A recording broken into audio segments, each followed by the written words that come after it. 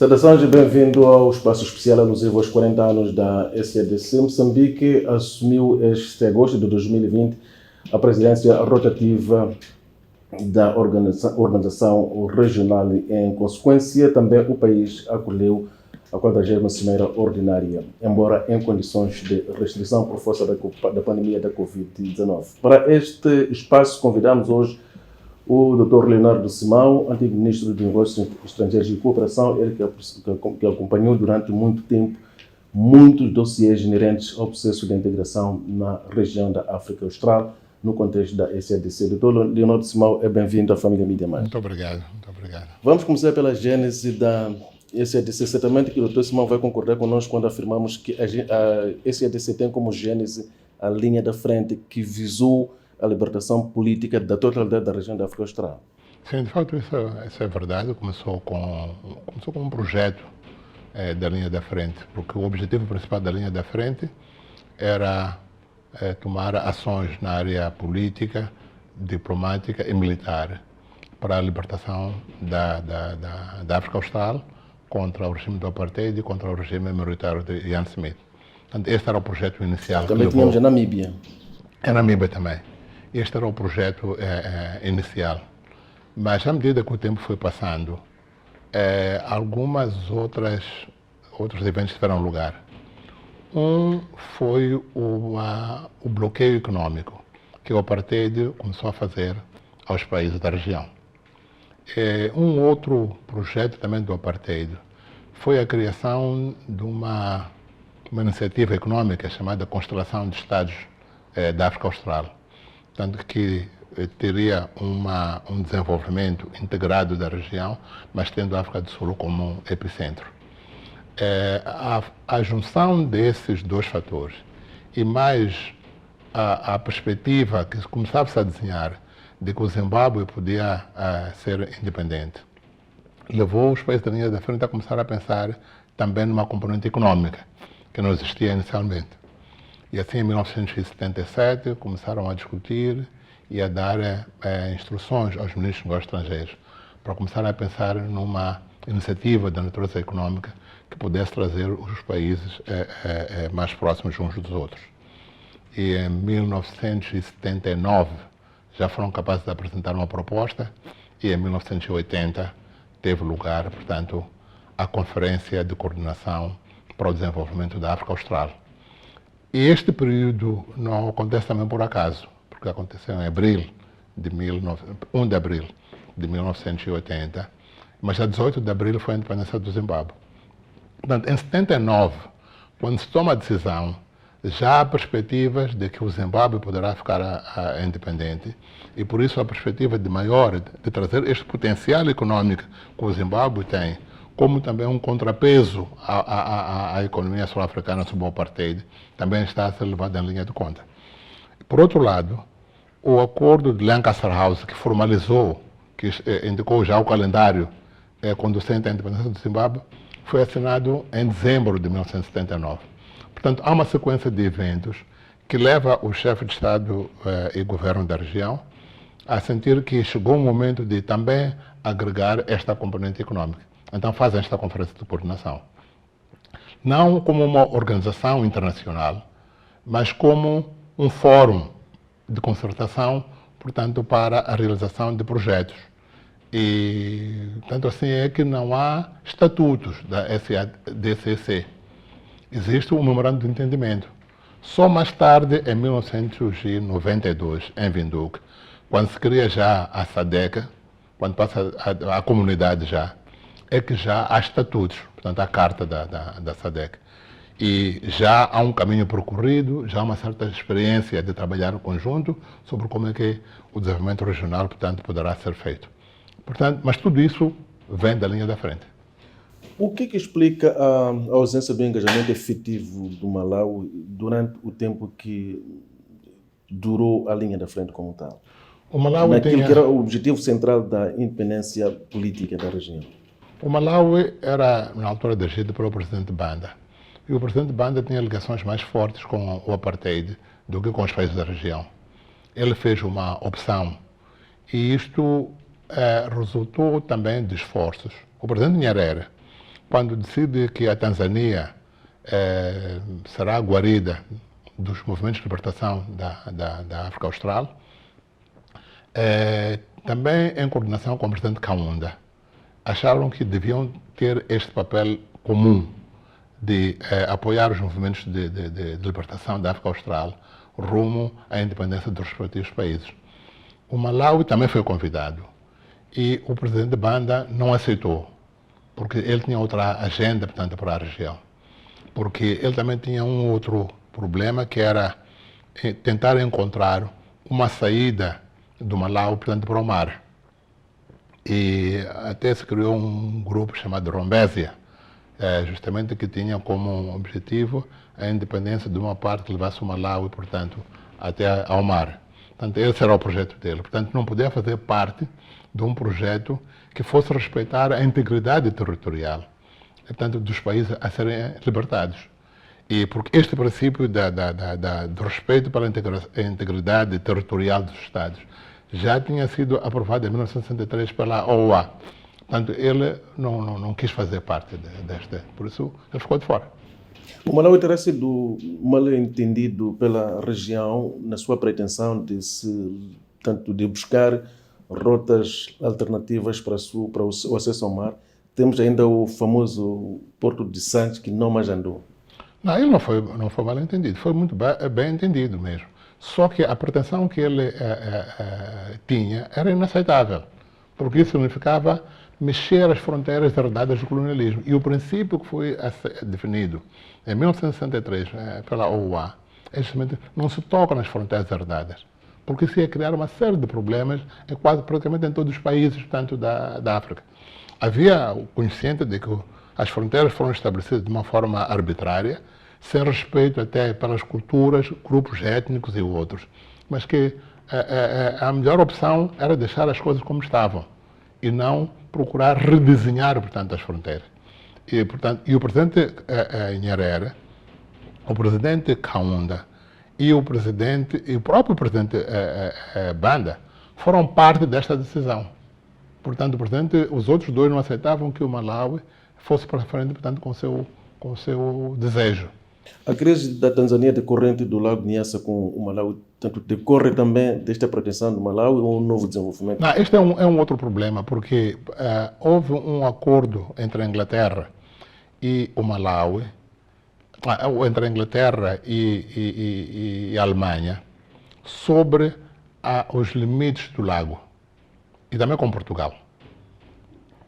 Para que este acordo indicava que a fronteira das águas entre a Tanzânia e o Malawi era a margem do lago. E, portanto, significa isso que a totalidade das águas pertenciam ao Malawi. Havia a parte que pertencia a Moçambique, mas em 1963 Portugal negociou com a Inglaterra a parte do Lago Nyassa, portanto, nossa. Por isso, Moçambique não é parte desse litígio. Só que com o andar do tempo, esta margem alterou-se. Foi invadindo cada vez mais o território tanzaniano. Além de outros problemas, de que quando há águas partilhadas, geralmente a fronteira passa pelo meio, por uma linha mediana do local, tendo em conta, portanto, a extensão da costa que cada um desses países tem. Este é um outro problema. E depois, este acordo entre a Inglaterra e a Alemanha devia ser ratificado pelos dois parlamentos. E nesse processo de ratificação, às vezes, corrige-se. Só que essa correção nunca foi feita. A Alemanha perdeu a guerra, Segunda Guerra Mundial, e a Inglaterra não sentiu necessidade de ratificar este acordo, de modo a conformá-lo com aquilo que era a prática já nessa altura, de que as águas partilhadas têm que ser divididas de uma forma equidistante. Esse é outro problema. Doutor Simão, na sua opinião, o que terá levado a linha da frente a apadrinhar mal o processo negocial da independência do Zimbábue? Estamos a falar da negociação de Lancaster House, ao ponto de permitir que o acordo fosse assinado deixando de lado a questão da terra, que mais tarde veio a gerar os problemas que todos conhecemos. Bom, primeiro, a linha da frente mantinha o seu cometimento para a libertação da região, portanto, era necessário continuar, portanto, para frente com esse processo. E, por outro lado, os países sentiram que era preciso preservar aquilo que era o potencial econômico do Zimbábue, porque isso havia de ajudar também a região a desenvolver, sobretudo na parte da agricultura. E mexendo a terra, isso ia pregar este ganho potencial para a região. E a solução que foi encontrada foi uma fórmula de que aquela terra que não fosse utilizada por um farmeiro devia ser restituída portanto, para o governo, e o governo iria fazer a sua redistribuição. Mas o princípio da restituição era no princípio de vontade de vender e vontade de comprar. Então, tem que haver, portanto, estas duas premissas. Um farmeiro ter vontade de vender uma parte da sua terra e haver o governo também com vontade de comprar essa terra. E a Inglaterra e os países doadores iriam dar dinheiro ao governo do Zimbábue para a compra desta terra. Portanto, haveria uma compensação, justamente pela aquisição. E este processo andou razoavelmente bem. E este acordo do Lancaster House, é preciso sublinhar este aspecto, foi feito com o governo conservador da senhora Margaret Thatcher. Mais tarde, quando a senhora Margaret Thatcher, quando o Partido Conservador perde as eleições e vem o Partido Trabalhista no poder,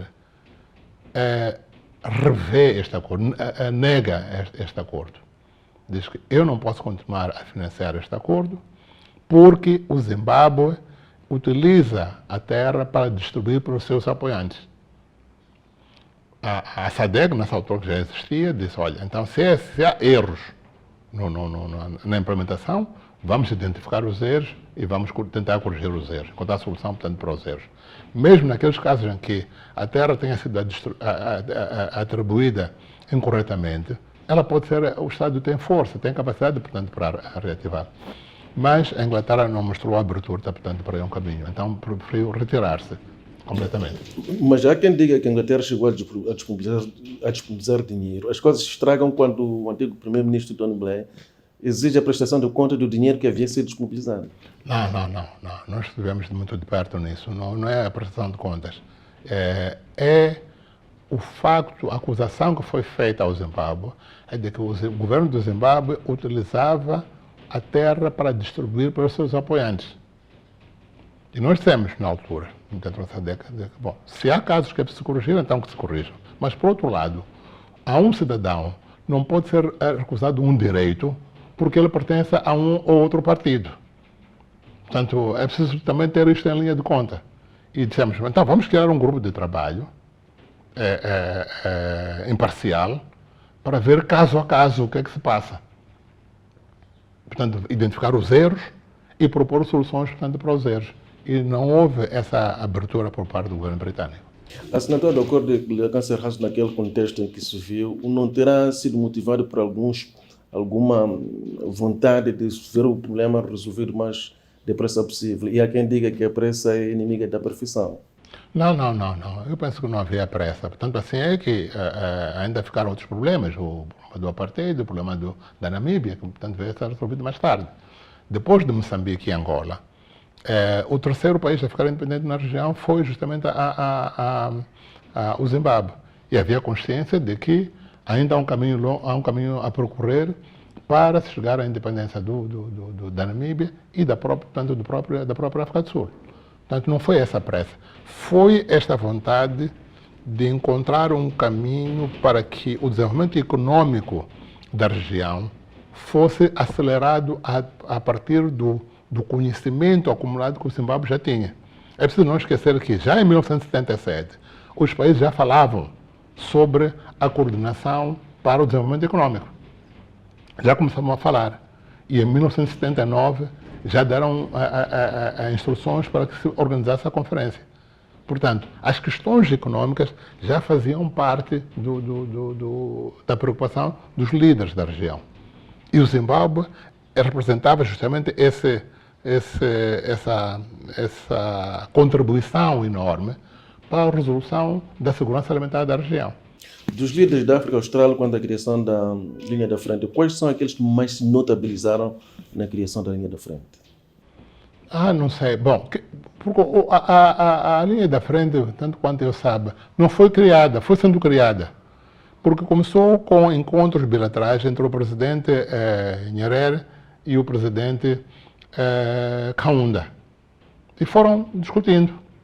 E nas suas discussões convidavam os líderes dos movimentos de libertação. O presidente Samora era convidado, o presidente do Oliver Tambo e outros eram convidados. E assim, depois, à medida que os países foram agregando outros países, o Botsuana, o Lesotho, então, e outros foram ficando independentes. Portanto, mas a linha de frente já na sua etapa final tinha 8 membros. Depois transformou-se na SADC, extinguiu-se a linha da frente, mas continuou-se a admitir novos membros na nova organização até chegar ao número de 16 que somos hoje. Portanto, não houve um ato formal de que vamos criar uma organização assim. Tanto assim é que não tinha secretariado, não tinha escritórios.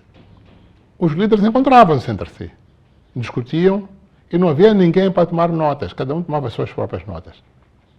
As notas, tomavam decisões, depois cada um deles ia fazer a implementação daquilo que discutiram no seu próprio país. Brifava os seus colegas e depois fazia essa implementação daquilo que foi decidido. Nunca foi a linha da frente uma organização formal. Não, nunca foi. Não foi uma organização formal. Por que razão, doutor, na sua opinião, a SADC hoje tem tremenda dificuldade de realizar o sonho de integração econômica da região, diferentemente da pouca época que durou a linha da frente, que realizou em tempo recorde o grande sonho de libertar, pelo menos politicamente, a região?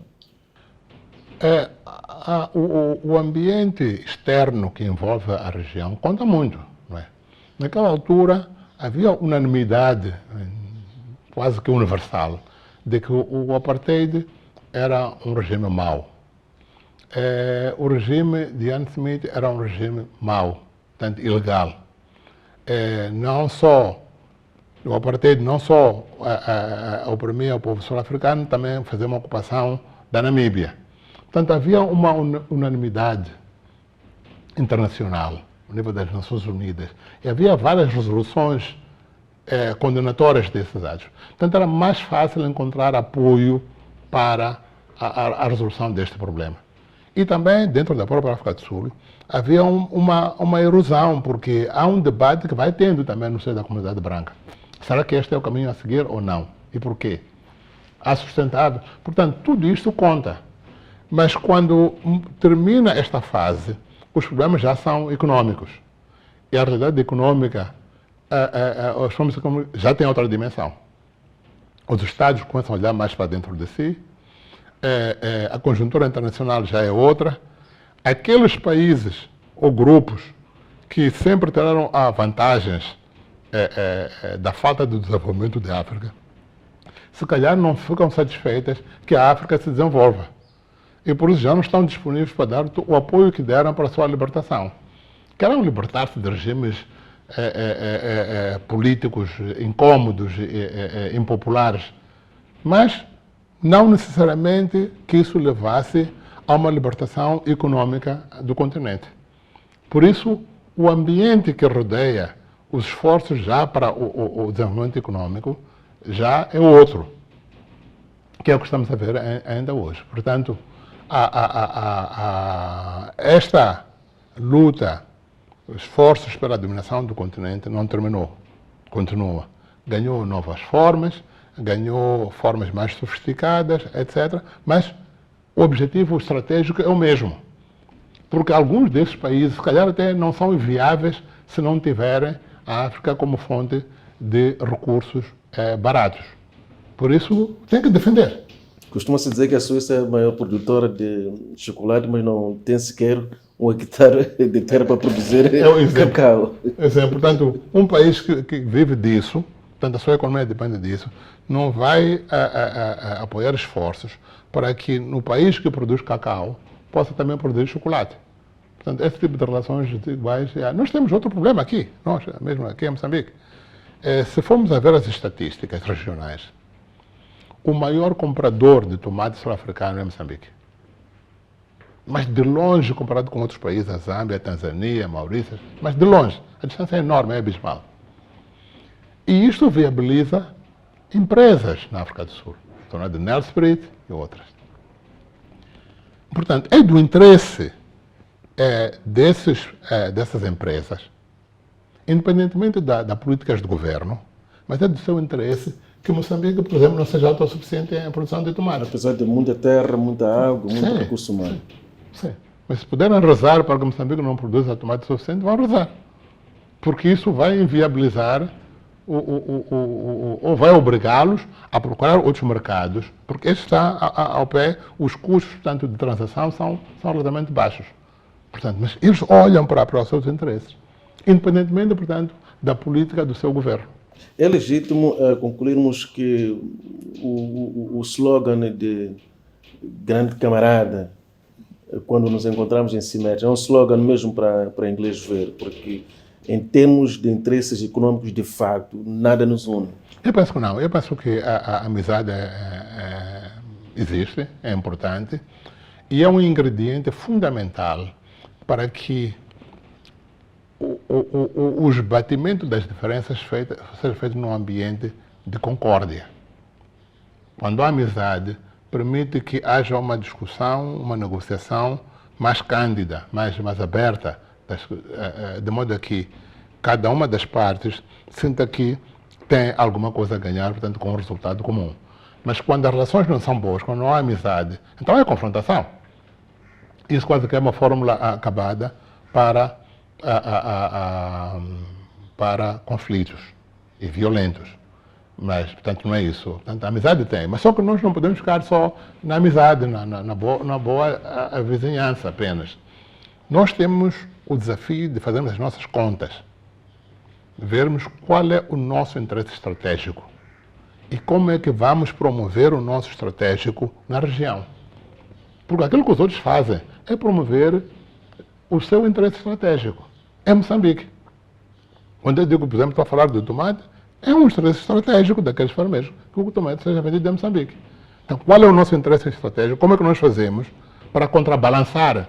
Não para hostilizar, mas, portanto, para contrabalançar. De modo que sejamos capazes de nos alimentarmos a nós próprios com um produto que é básico, não é? Hoje o tomate é um produto básico. Há algumas correntes que defendem que a SADC não está a ser capaz de mobilizar os recursos necessários para o desenvolvimento da região, precisamente por causa da forma promíscua como a região se relaciona, mesmo quando há situações que justificam ou deviam justificar uma intervenção contundente da região num determinado estado. Esta intervenção acaba não acontecendo, porque tudo acontece na base de muita promiscuidade. E dá-se o exemplo de acontecimentos recentes no Zimbábue, e hoje o Zimbábue está como está. Gostava de ouvir o seu comentário. Sim, bom, as coisas não se passam. Eu vejo alguns analistas a advogar essa linha, mas as coisas não se passam assim. As relações entre países são guiadas por regras de direito internacional. Um país, quando é membro das Nações Unidas, aceita formas de conduta que estão prescritas na Carta das Nações Unidas. E depois há outros instrumentos subsidiários que são os acordos regionais. A parte política, as relações políticas dentro da SADC, de defesa e segurança, são regidas por um protocolo. Um protocolo justamente que trata essa matéria de cooperação política, de defesa e segurança. Os Estados-membros assinaram esse protocolo. E esse protocolo tem princípios. Um dos princípios, que é um princípio sacrossanto, é o do respeito pela soberania dos outros Estados. Este princípio é sacrossanto, porque cada vez que alguém entender que o outro está a agir mal e vai lá entrar, não é possível a convivência entre Estados. E, sobretudo, este princípio protege os Estados mais fracos contra os mais fortes, contra os apetites dos mais fortes. Portanto, é preciso que nós não advoguemos que esse princípio seja violado. Não. Dois, o outro princípio é o princípio do consentimento. Os outros países podem intervir num terceiro Estado, desde que haja consentimento desse Estado. Quando foi dos problemas do Zimbábue, por exemplo, os países da SADC tinham consciência de que havia muitos problemas, violação dos direitos humanos e tudo isso. Mas o desafio é como ajudar o Zimbábue a sair deste problema para que a relação entre o governo e os seus cidadãos seja a melhor possível. E não simplesmente enviar tropas. Você vai enviar tropas. Qual é a logística de quem você vai mandar? De onde é que vão vir as tropas? De um país ou de vários? Qual é a logística disso? Qual é o conhecimento que eles têm do terreno? Enfim, questões práticas são imensas, portanto a coisa não pode ser tomada com essa ligeireza. Né? Porque senão é um exército invasor. E quando há um exército invasor, os cidadãos daquele país juntam-se todos, esquecem as suas próprias diferenças e vão contra o invasor, até a expulsão do seu território. Portanto, essas questões não podem ser tratadas com essa ligeireza um pouco infantil, não é? Com que algumas vezes são tratadas. Mas a SADC não poderia ter encontrado uma forma de ajudar o Zimbábue da melhor maneira ainda, de modo a assegurar que o Estado, portanto a nação zimbabuiana, não perdesse o estatuto que tinha de celeiro da nação? Fez-se isso. Mas uma coisa que as pessoas talvez não deem importância hoje é que se não fosse a intervenção da SADC, a situação no Zimbábue era capaz de ser bem pior do que hoje. Houve um momento em que toda a análise que se fazia sobre o Zimbábue indicava que estavam criadas as condições para que houvesse uma guerra civil. Sem dúvida nenhuma. Portanto, bastava apenas um rastilho, aquilo que se chama causa próxima, para desencadear uma guerra civil. E uma guerra civil no Zimbábue havia de ser também uma guerra rássica, de pretos contra brancos. Porque o inimigo era visto como o farmeiro branco, como o opressor. Então, vai-se matar os brancos todos, estão aí. E esta onda ia parar aí. Em todos os países da região, há cidadãos nacionais de raça branca. E nem todos os pretos gostam deles. O contrário também é verdadeiro, também. Então, iam-se aproveitar o potencial de que este aproveitamento aconteça para depois alastrar esta guerra civil para todos os regiões. E o país mais afetado era justamente a África do Sul. A África do Sul pudesse ser o país mais afetado. Porque há muita gente na África do Sul que não está satisfeita com esta resolução pacífica negociada que levou ao fim do apartheid. Queriam que todos os brancos se fossem embora, ou que fossem mortos, etc, etc. Portanto, a intervenção da SADC foi no sentido de que, entre dois males, qual deles o menor? Portanto, tentar evitar o pior. E a SADC foi bem sucedida nisso. É verdade que os analistas não falam disso, muitas vezes até por conveniência, né, coisa. Portanto, é preciso continuar sempre a diabolizar a vítima. Porque, de certa maneira, o Zimbábue é vítima. É verdade que depois, a partir dali, há outras dinâmicas, mas no início do conflito, o Zimbábue era vítima porque a Inglaterra tomou a decisão de deixar de honrar um compromisso que assinou para pôr fim ao regime minoritário da África do Sul. Não chamou aqueles países todos que participaram, dizer, olha, eu decidi que já não vou por este acordo. As razões que me levaram a assinar este acordo com a Inglaterra já terminaram, eu vou deixar. Portanto, vocês foram testemunhas deste acordo, eu então daqui retiro-me. Para dar tempo então que se estude alternativas. Ou até, se o Zimbábue quer continuar com essa política de compra da terra, se calhar encontrar alternativas à coisa. Mas retirou-se. E isto desencadeou, portanto, toda esta rancor que estava recalcado dos veteranos, da luta de libertação, invasão da terra, etc, etc, etc. Portanto, é preciso conhecer um pouco na profundidade e não fazer-se uma análise muito apressada destas questões todas. Olhando para o contexto atual, Dr. Simão, acha que a integração econômica na SADC é uma meta a ser atingida? É uma meta a ser atingida, mas dentro com maiores dificuldades do que o passado, não é?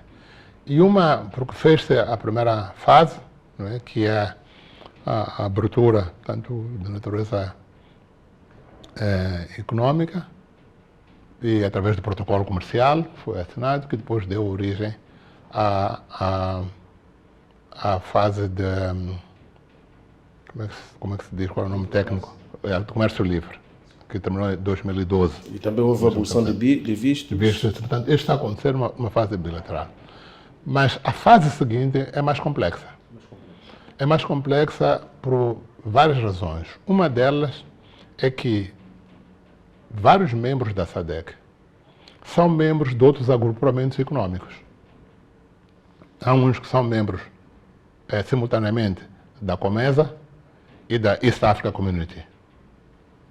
E estas organizações também têm arranjos de natureza econômica. Portanto, para as zonas de livre comércio, arranjos, portanto, de natureza econômica. E nesses arranjos de natureza econômica, acordam-se também sistemas tarifários a aplicar, portanto, regimes fiscais a aplicar no comércio.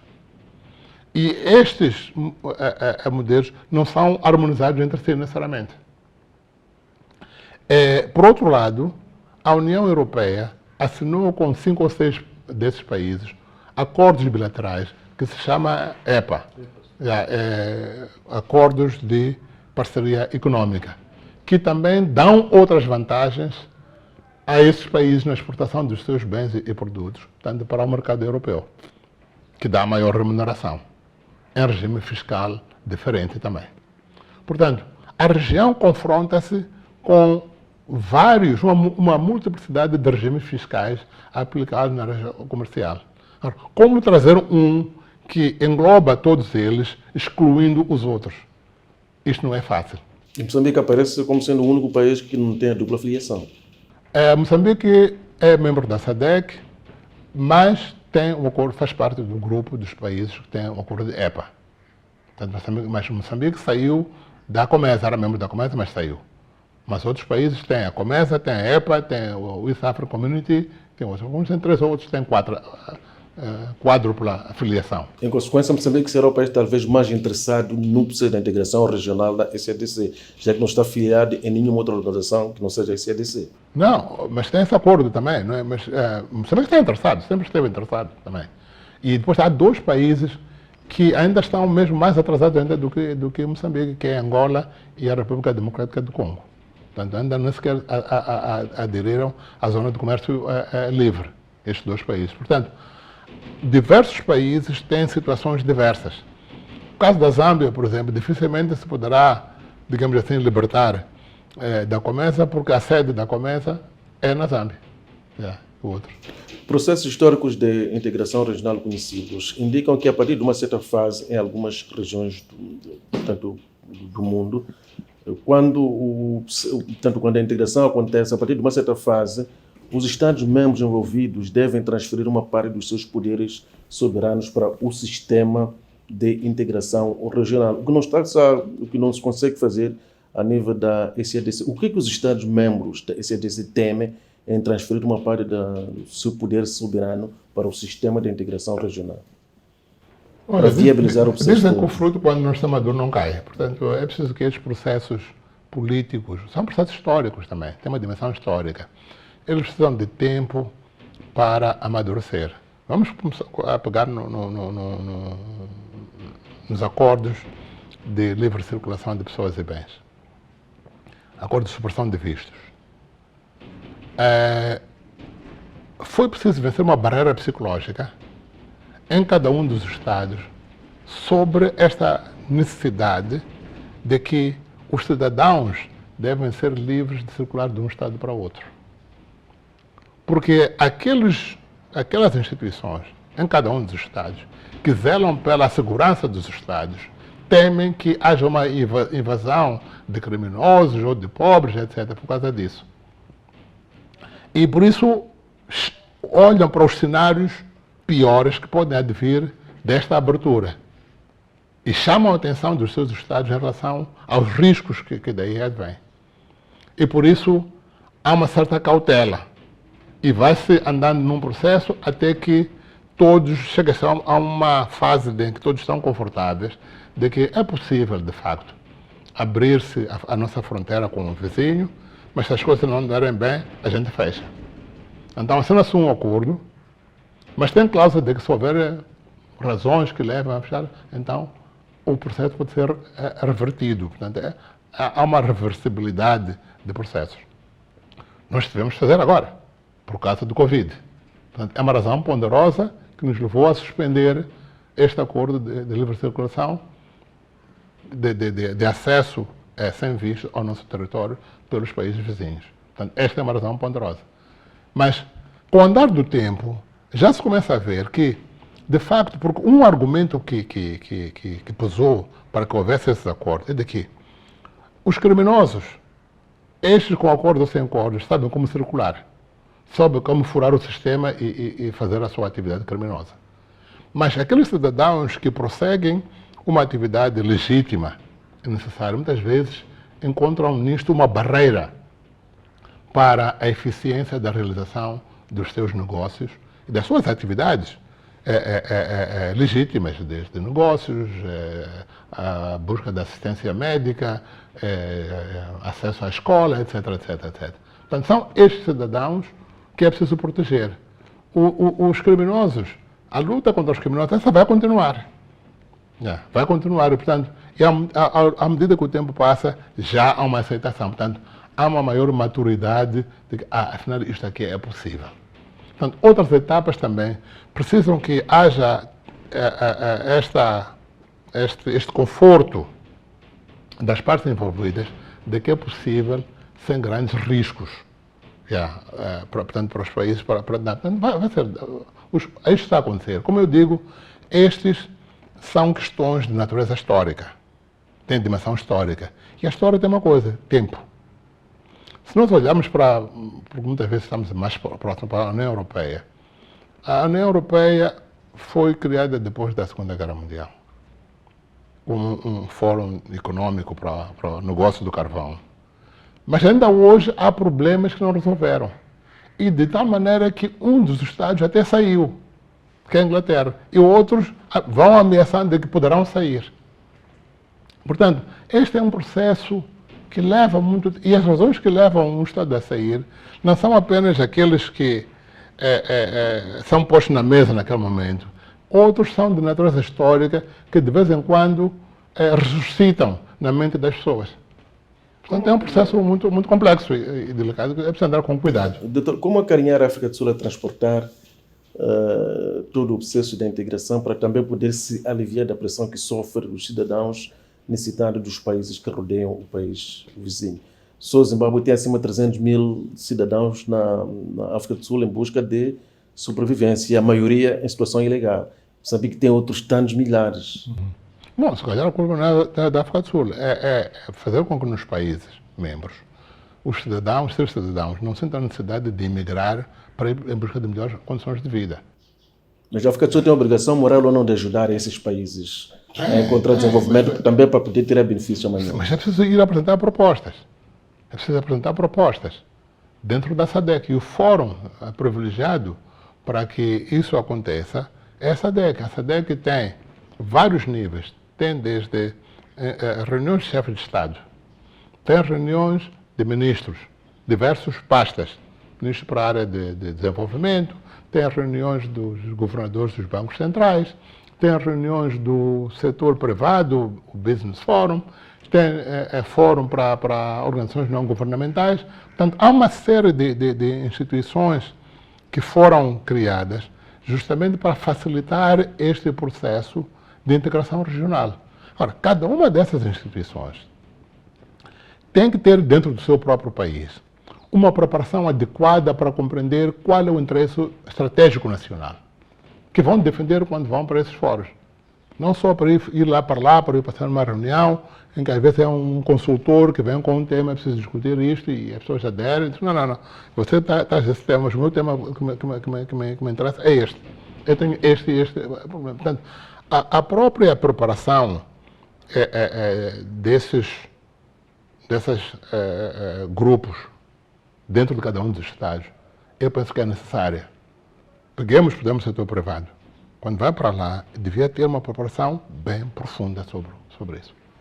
Doutor Simão, como transformar o slogan de paz, estabilidade e progresso em algo concreto na África Austral? Temos problemas graves em Moçambique, nomeadamente na região centro, mais graves ainda em Cabo Delgado.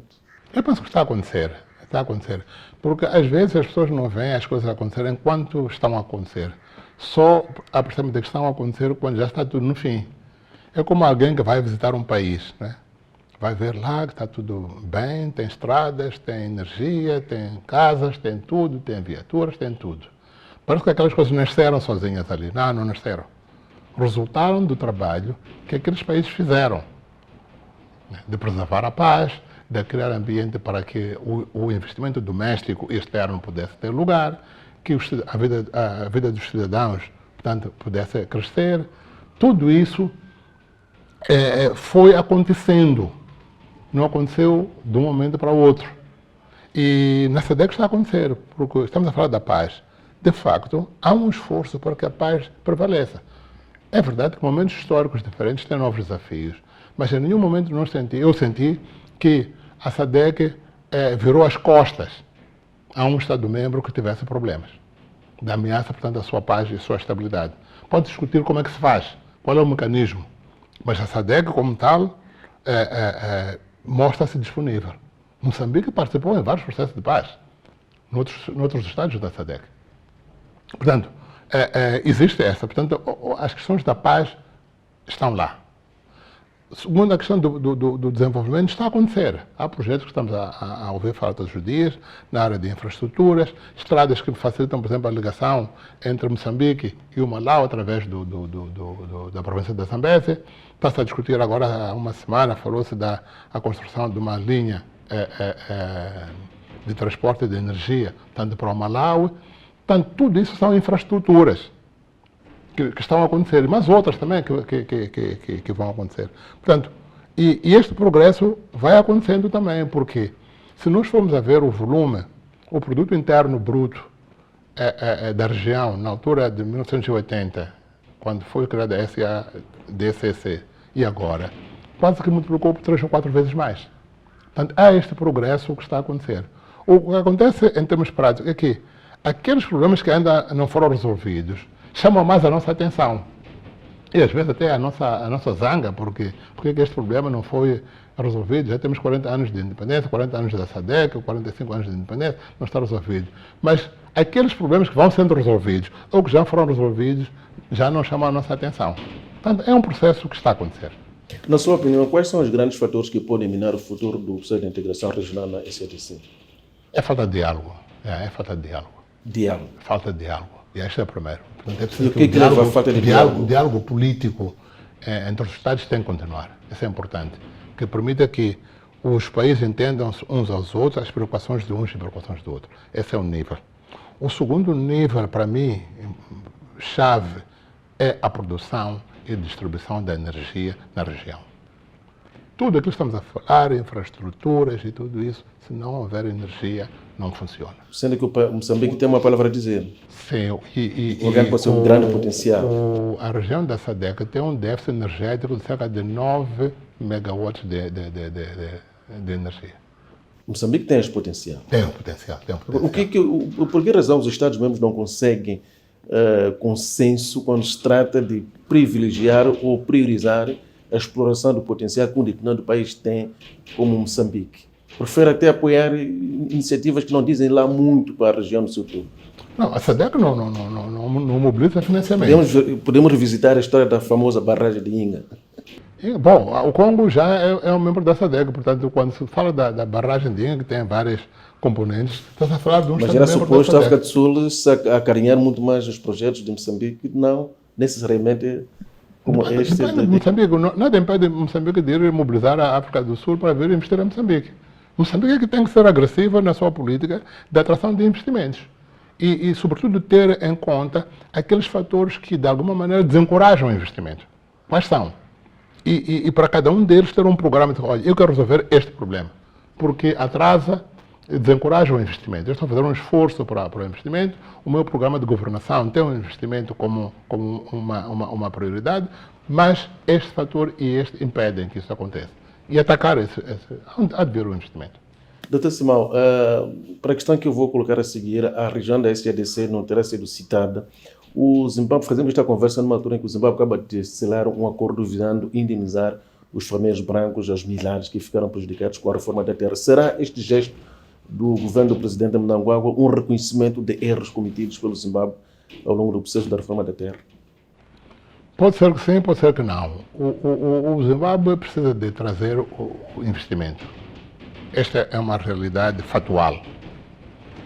Se um governo não consegue melhorar os níveis de vida dos seus cidadãos e não tem essa perspectiva, é um governo falhado. E o Zimbábue tem este desafio. Ninguém quer investir no Zimbábue porque há uma falta de confiança sobre a segurança do seu investimento. E esse é um fator de peso. Qual é a garantia que eu tenho de que eu vou investir, depois o governo um dia não vai ficar com os meus bens sem indemnização, tem uma indemnização justa. Na altura em que foi feito o confisco da terra, não houve esta indemnização justa do patrimônio investido nas farmas. E aquilo que o governo de Zimbábue entendeu fazer, porque esse é o meu entendimento, é de que decidiu compensar este patrimônio, não a terra, mas o patrimônio edificado que já lá estava. E no caso do Zimbábue, eu penso que é mais fácil fazer isso, porque pela natureza da agricultura comercial do Zimbábue, todo esse patrimônio está registrado. Portanto, sabe-se o que via, quais eram os bens que cada uma das farmas tinha. Porque esse registro também é uma condição também para a obtenção de empréstimos junto aos bancos. Portanto, há um registro. Portanto, eu penso que é isso que vai acontecer. Dr. Leonardo Simão, antigo Ministro dos Negócios Estrangeiros e Cooperação, foi nosso convidado hoje a este espaço especial destinado à reflexão sobre os 40 anos da SADC. A região celebra 40 anos desta organização, precisamente numa altura em que Moçambique assume a presidência rotativa, à luz da cimeira que decorreu este agosto de 2020 em Moçambique. Fica aqui o nosso muito obrigado pelo calor da sua audiência. Continue ligado a nós, pois as próximas propostas são mais aliciantes ainda.